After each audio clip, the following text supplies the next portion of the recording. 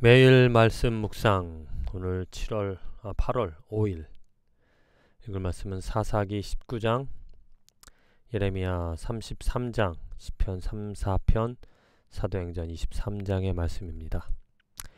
말씀을 통하여서 깨닫는 바, 정말 우리 삶에 죄가 얼마나 가득한지, 죄가 있어 고통받고 죄가 있어 신음하는, 또 죄 때문에 진리의 눈이 어두워서 진리가 아닌 것을 진리인 줄 알고 쫓아 살아가는 안타까운, 또 어쩔 수 없는 우리 인생의 모습을 말씀을 통하여서 우리가 깨닫게 되어지고, 그렇다면 그 죄의 문제를 어떻게 해결할 것인가, 곧 죄가 아닌 진리를 알고 그 진리로 자유를 얻고 진리를 위하여서 어떻게 살아갈 것인가, 어떻게 살아갈 수 있을까, 이런 질문을 해보며 답을 찾아보고자 합니다.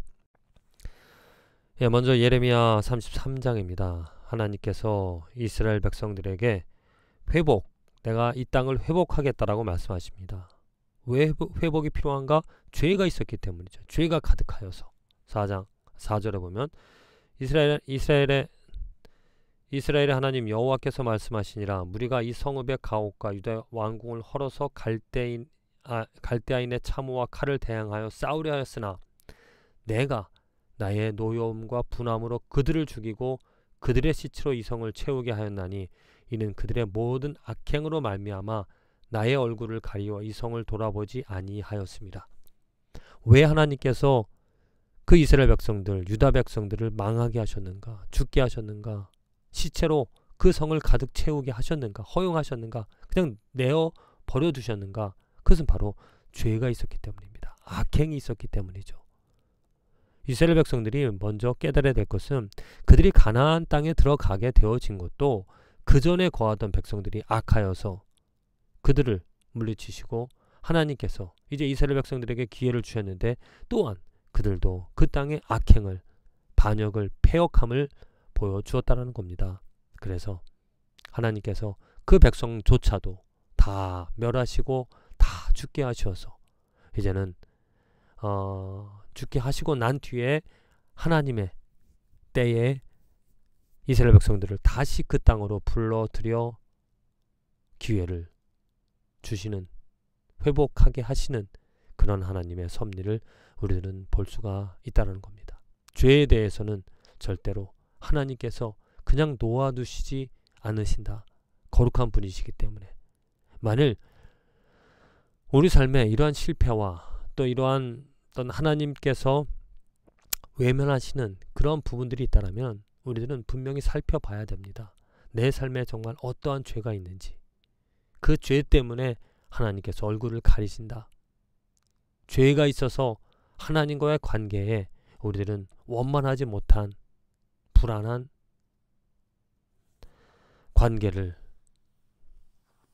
맺으며 살아가는 것이기에 우리들이 만일 죄를 자백하면 분명히 예수 그리스도, 그의 약속과 그의 피가 있기 때문에 죄를 자백하면 용서해 주시고 다시 기억하지 않으신다 하며 우리들을 하나님의 품으로 하나님과 원만한 관계를 맺으며 살아가게 하시는 줄로 믿습니다. 사도행전 23장의 말씀입니다. 바울이 계속해서 그 자기가 회심한, 자기가 율법에서 자유, 예수 그리스도로 옮겨진, 예수 그리스도를 이제 고백하게 되어지는 그러한 것들을 고백을 하면서 살아가는데, 그런 바울에 대해서 이 유대인들이 그냥 놓아두지를 않습니다. 심지어 12절 날이 새매 유대인들이 당을 지어 맹세하되 바울을 죽이기 전에는 먹지도 아니하고 마시지도 아니하겠다 하고 이와 같이 동명한 자가 40여 명이더라. 대제사장들과 장로들에게 가서 말하되 우리가 바울을 죽이기 전에는 아무것도 먹지 않기로 맹세하였으니. 참, 정말 무엇의 열심인 자들인가. 바울, 유대인들의 적이 되어졌습니다. 유대인으로서 율법을 강조하며 그리스도를 핍박하던, 그리스도를 믿는 사람들을 핍박하던 그런 바울이 이제 예수 그리스도를 전하는 자로 바뀌어졌기 때문에 그들은, 유대인들은 그 바울을 그냥 놓아둘 수 없다는 겁니다. 그래서 그를 죽이기로 맹세하고 먹지도 않겠다라고 말을 하고 있습니다. 무엇을 위한 열심인가? 물론 그들 나름대로 그것이 진리, 그것이 자기들이 믿는, 자기들이 따르는 유대인들의 가치에 반하여서 가치를 따를 때 너무나 중요한 일이기 때문에 그들은 생명을 다하여서 그 바울을 없애고자 한다는 것입니다. 혹여나 우리들도 진리의 눈이 가리워져서 진리가 아닌 것을 정말 내 생명을 쫓아서, 내 생명을 다하여서, 내 힘을 다하여서 사랑하며 살아가고 있는 것은 아닌지, 내가 정말 중요하게 여기는 것이 진리인지 우리는 되돌아보며 점검해 볼 필요성이 있다는 거죠. 진리가 아닌 것을 위하여 내 시간들, 내가 가진 것들 다 쓰고 살아간다라면 그것은 낭비하는 것입니다. 헛된 일이 되어진다는 거죠. 실패할 수밖에 없는 인생입니다.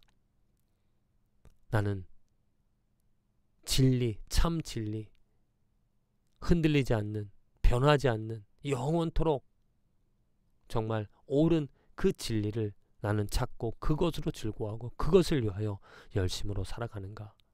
이 세상에 딱 두 가지 부류입니다. 진리가 아닌 비진리를 가지고 살아가는 사람들과 진리를 가지고 진리를 위하여서 살아가는 그런 사람들. 하나님의 은혜로 정말 우리가 참 진리를 깨달아서 진리가 자유케 하고 진리가 생명을 얻게 하고 진리로서 참 열매를 거두며 살아갈 수 있는 그런 삶이 되어지기를 위하여 하나님의 은혜를 구해야 되는 것이죠. 이어서 사사기 19장입니다. 이스라엘의 왕이 없을 때, 오늘 이 말씀 참 이해하기 참 희한한 일들이 많이 일어납니다.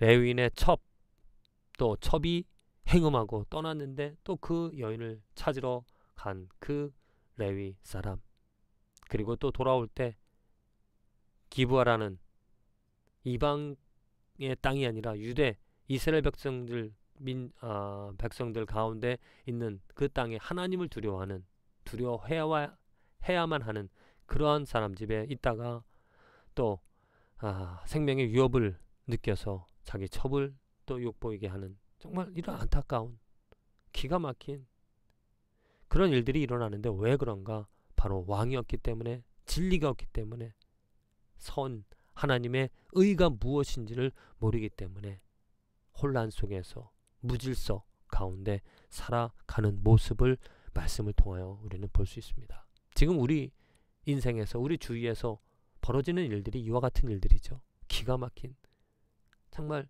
이해할 수 없는, 아니 아주 심각한 도덕적인 타락, 무질서, 그러한 일들이 우리 주변에 일어나는데 왜 그런가? 바로 진리가 세워져 있지 않기 때문입니다. 자기 생각들이 다 옳다라고 말하는 객관적인 진리가 아닌 주관적인 것을 진리라고 말하면서 살아가는 그런 인생의 모습. 정말 이런 인생의 해결책은 어떠한 것인가? 하나님께서 빛을 비춰주셔야, 하나님이 그 진리를 알게 해주셔야 그 진리에 맞춰서 우리들의 잘못되어진 악행들을, 더러운 것들을 버리고 하나님께로 돌아설 수 있는 그런 기회를 얻는 것이죠. 그래서 시편 기자는 이렇게 기도를 하고 있습니다. 여러 사람의 말이 우리에게 선을 보일 자 누구냐 하오니 여호와여 주의 얼굴을 들어 우리에게 비추소서. 하나님의 선, 하나님의 의가 하나님의 말씀으로, 하나님의 영광으로 우리에게 비춰질 때 우리들은 우리들의 잘못된, 우리들의 죄악들을, 우리들의 모순되어진 것들을, 비진리인 것들을 우리는 깨달아 그것들을 버릴 수 있습니다. 그래서 오직 하나님의 그러한 기쁨, 하나님의 그 선한 것으로 우리는 기쁨을 가지며 살아갈 수 있다는 거죠.